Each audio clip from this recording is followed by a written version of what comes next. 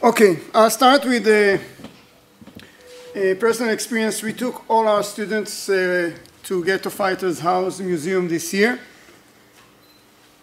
And our students, when they study with us, they see testimonies, they see diaries, they see personal letters. We bring them archival materials. And the Ghetto Fighters House are also very nice to us, and they are opening the archive. Every time we come with students, they bring the students into the archives. They open the boxes, they show things. It's all very strong. But the strongest experience was a meeting with a Holocaust survivor, a 91-year-old woman, witty, funny, very strong speaking woman. And this was the experience. I mean, we could show them the exhibitions and we showed them the archive, but meeting this survivor was a really strong experience, and the students talked about this later and wrote me emails saying how this was so strong. And I was thinking, as scholars, there's something we can't replicate. We can't replicate the meeting with the survivors. I mean, we're videoing, we're taping them. A few years ago, we were recording them. Before that, we were taking down their stories. But do we have a chance to do anything close, to get anywhere close toward to the meeting with the survivors themselves? There are people who are trying to answer this question. Usually, they're not historians. They are artists. They come from theater. I had a meeting, I was in Indianapolis this year, and I had a meeting with the Holocaust Speakers Bureau.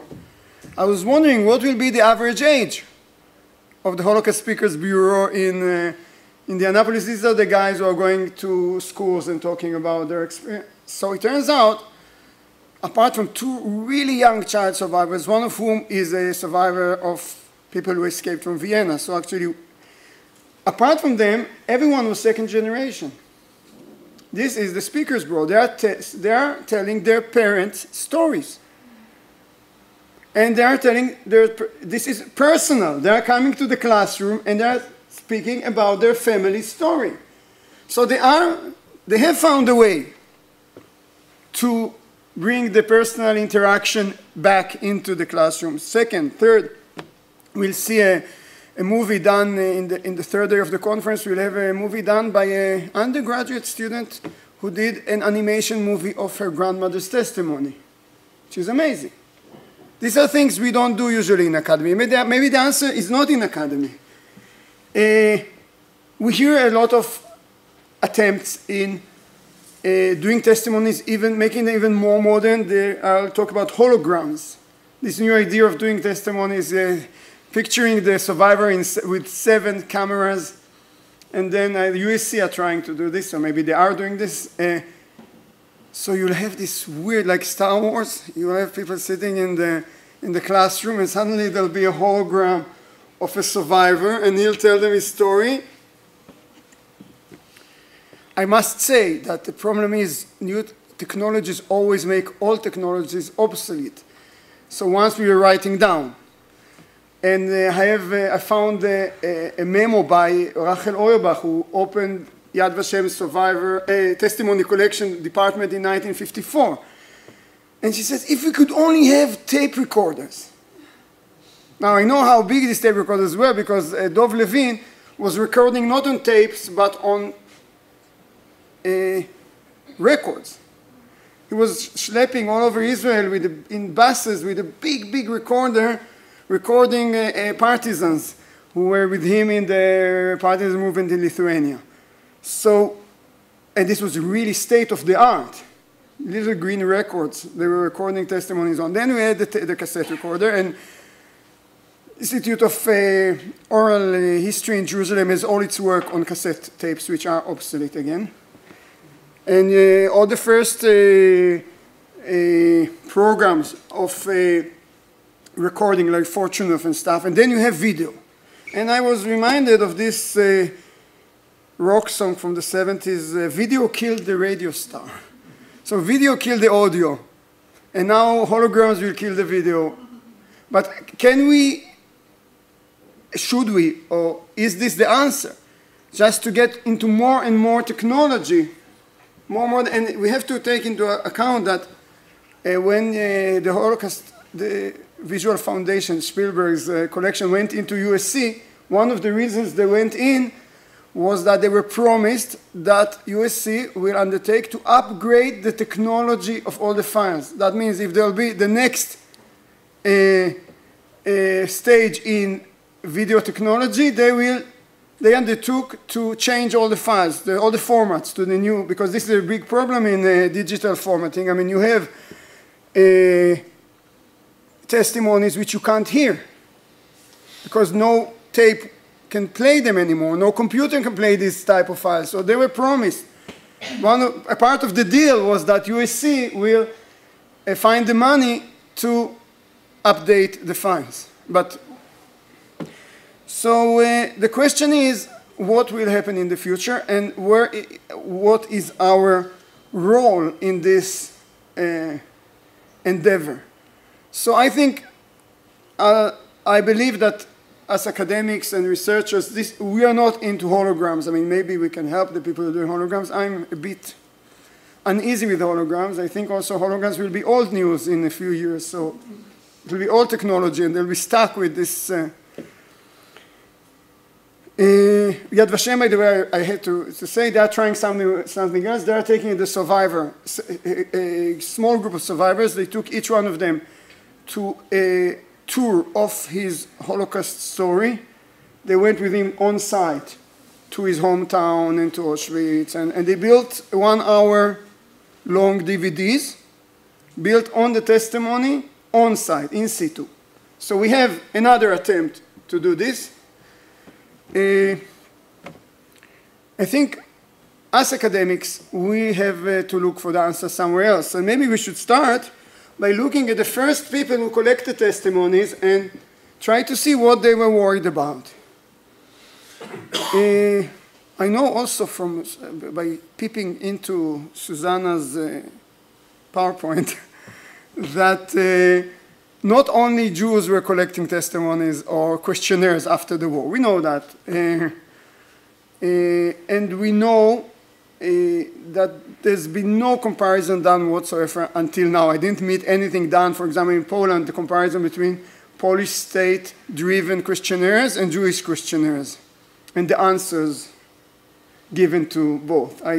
But they existed because the Polish Ministry of Culture sent out questionnaires to children. They were looking for children to answer questionnaires, and the Jewish Historical Institute today, or the Comisia, the Historical Commission, was also trying to look for testimony, for children to answer questionnaires. So this has not been done yet. We're just, I think, just touching it. We have UNRWA questionnaires, and we have really specific Jewish questionnaires around, and maybe they are the same stuff. And this has not been done yet. But it is interesting that the Jews, not having a state behind them, not having a Dutch historical endeavor by the Dutch state of recording World War II, but people from the DP camps and from Poland, post-war Poland, are writing questionnaires and are looking for testimonies.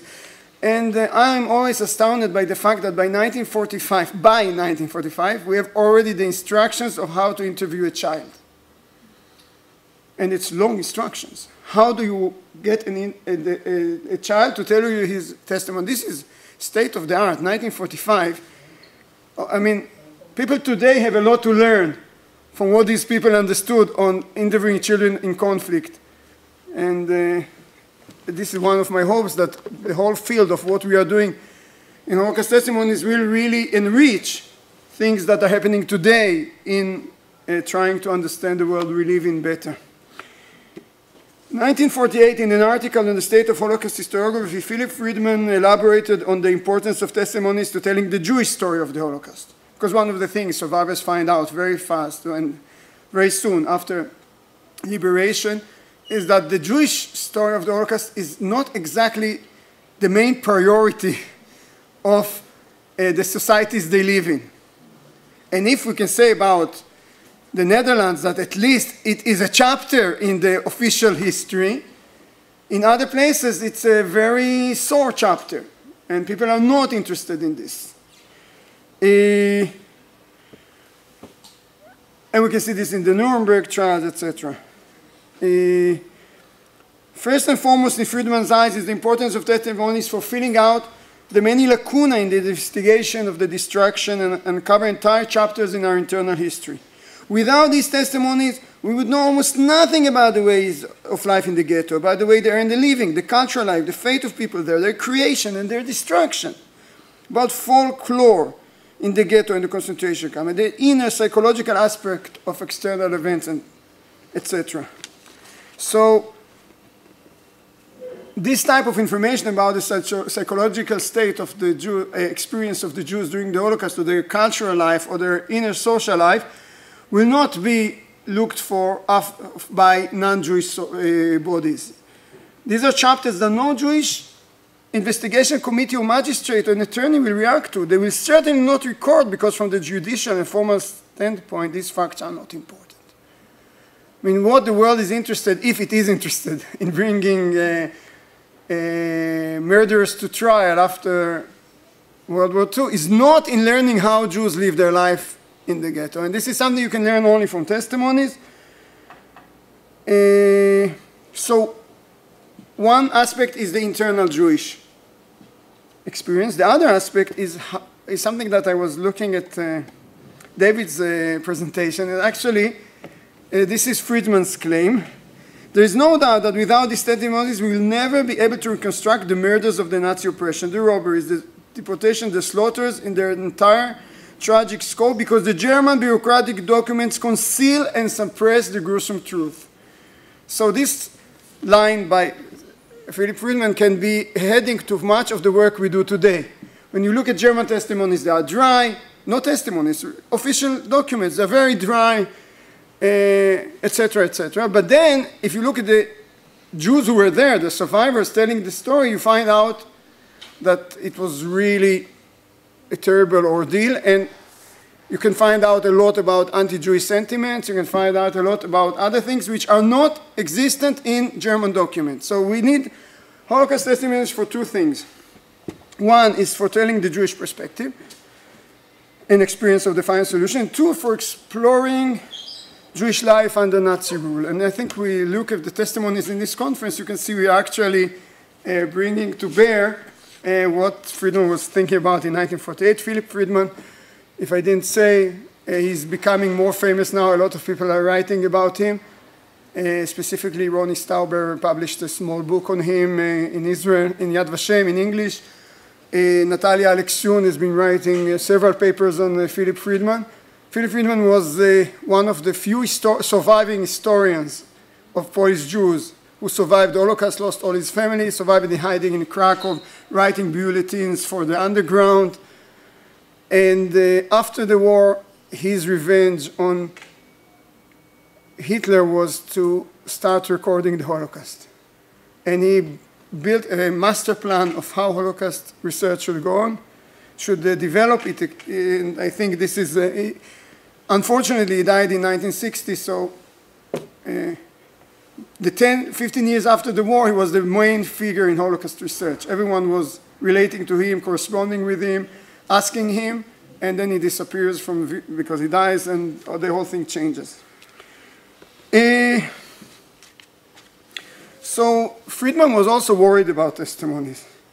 Limited in scope. People see only what their own personal experience. Unless you have a leader who is willing to really tell you what happened, what you see is very limited views of the whole story. Unless you have someone who was really in the middle of the events, usually people saw their own personal experience. They went to work, they were beaten up, their family was taken. They don't have the whole story.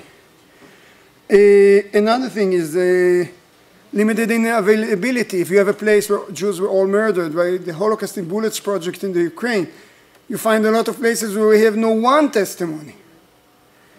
And this is something that really worried Friedman, is about witnesses. They were not up to task. Not all were educated. Educated people, you can trust their testimonies. But people who are plain, uneducated people, their imagination runs wild. Now, I've said, you can hear the cynicism in my voice, but Friedman really meant it. He said we should take testimonies only from academics, people, doctors, lawyers, or academic survivors who are well trained in seeing reality as it is. I mean, I think it was a bit wishful thinking, and children who don't lie, which is also not true, because children lie. But the other problem is that the people who collect testimonies are untrained. Not only are the witnesses having all these lacunas, but the people who collect testimonies are untrained, and we can see this in early testimonies. They did not verify facts. And the recorders of testimony, I'm talking about recorder by hand, had their own ideological or political agenda. So the answer lay in Friedman in the development of a specific methodological approach for collecting testimonies. First, you need methodology to collect testimonies. Now, we have a problem here, because one of the criticisms of the Spielberg project was the training of the people who took the testimonies. And I was talking with a woman in Yad Vashem who worked also on this, but also on the Yad Vashem collection of testimonies. They had a very rigid framework for collecting a testimony. Like the questionnaire of old, of the 40s and 50s, they didn't have a questionnaire, but they had a very rigid, it had to be chronologically right, for example. Testimonies had to be chronologically built. But the person wanted now to tell you about something else that's bothering. No, it doesn't fit. You see this in the Spielberg testimonies also. I mean, everything is very rigid. There has to be a beginning, a middle, and there has to be a good ending in the end. This is a very important point. And this was also a problem with Yad Vashem testimonies. Because I didn't know this, but she was working on this for many years. She said the testimonies are very rigid. It's not like you say, okay, shoot. No, first tell us. No, but I want to, no. Now tell us first of all. And you see, we also have a problem which Friedman was aware of, and is the same today, that people who record testimonies are not always knowledgeable about the things about the subjects they are interviewing. I mean, you can see this by sometimes you have really weird questions by people who take the testimonies. This is very strong, by the way, in the 40s, in the border testimonies. The first recorded testimonies from 1947? Six. The border testimony, Border didn't know about the Holocaust. He's not to blame. No one knew about the Holocaust. He didn't have any book to read in order to know what happened. So he asks very weird questions because he doesn't know, he doesn't understand. And this goes on during the years. I think you can see also sometimes people who take, I'm not saying that this always happens, but you can find places where the interviewer is not doesn't exactly understand what it's all about, and I think this can be seen. We talked about the future and talked about the past. I want to talk about the present a few minutes, and then we'll go on. Actually, this is the third conference we are holding about the future of Holocaust testimonies. In a way, we're 4 years into the future from the first time we talked about this. In the meanwhile, some of the survivors we worked with, Miriam, myself, are not here anymore. I mean, in these 4 years, there's the natural loss of Holocaust survivors, which is the way of the world. On the other hand, we see testimonies coming back with a vengeance into research. I'll talk about Browning and about Friedlander. These are two people who never worked with testimonies. If you see all their academic work until the 2000s, then it was all about the final solution. All the discussion was about the Germans. with Browning leading a researcher of when did the decision on the final solution fall. And all his work, up to his magnum opus on this decision of the final solution, all his work is about the decision, German side of the perpetrator side. Same with Friedlander. If you read all Friedlander's work, it's postmodernism, relativism, his arguments with Brochard. There is nothing about the Jews. Now, if you look their present work, is totally different, with Browning writing about the Starowice camp and preaching about the importance of survivor testimonies, and with Friedlander doing his work on the Holocaust with all the regular scholars really shocked by the way he put personal stories inside. So there is a big change in the way people are treating testimonies. And we can see from this conference and the ones we had before, you can see several venues of research. You can see part of us are looking at how the testimonies were collected. This is much of the early testimonies, the methodology, the ideology, etc. Part of us, some of us are using this to enrich the historical record. I mean, we can look at the Holocaust now from the eyes of the victims because we can find the testimonies. They are available to us. This much things should be made. I think in a way to the Claims Conference, who forced all the Holocaust museums who wanted its support to share their materials. And to the fact that we have digitized the testimonies. Also, I can tell you, Verena and I had a wonderful experience in the Holocaust Museum in Washington. They said, come with your hard drives and plug them in and take whatever you want. Now, I shouldn't say this to Ghetto Fighters House because they're for years worried that if they'll share their materials, people will get them freely. And this is exactly what I did when I was there. I copied all the files they never gave me from the museum in Washington. So we have more and more, by the way, Ghetto Fighters have changed. Their archive is much more user-friendly. And if you tried before and you didn't have a good experience, now they are totally different. But yet, their materials are available on the US HMM computers. All you need is a hard drive. Actually, our problem today with testimonies is that we have too many.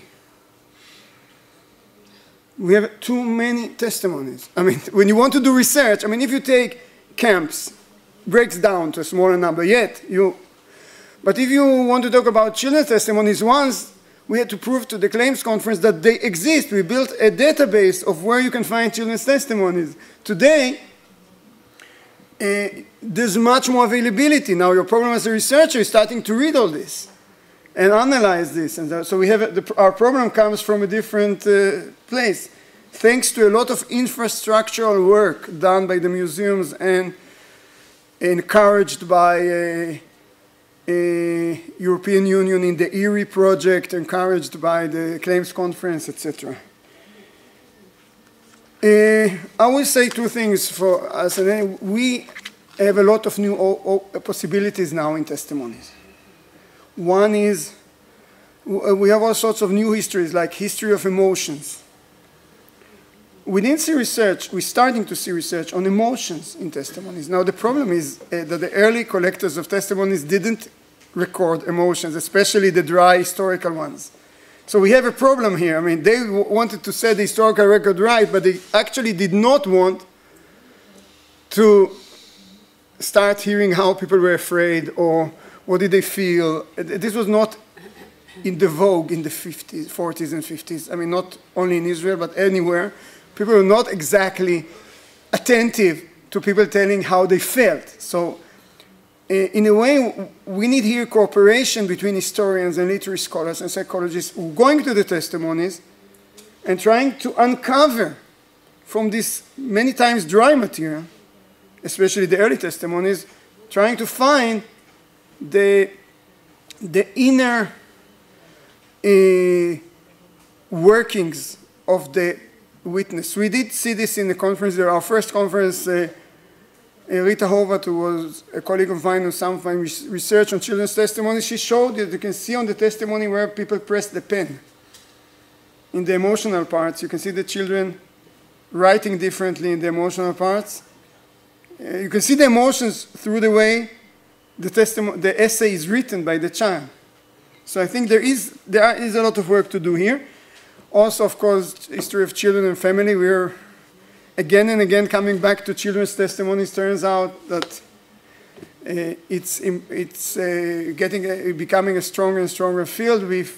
We have like I was in the Children in War conference organized by Dieter in Salzburg, the second one. Holocaust was a strong feature in this conference. I mean, you can't talk about children in war without talking about Holocaust, and there's a lot of materials around that allow us to do this. I will finish here. I'll just say I hope we all have a good time. We try to give longer breaks and have some time for people to speak with one another, and that's why we are also trying, having all the events around this. We really wish that this will be a fruitful experience and something that will carry on with cooperations and working together for the years to come.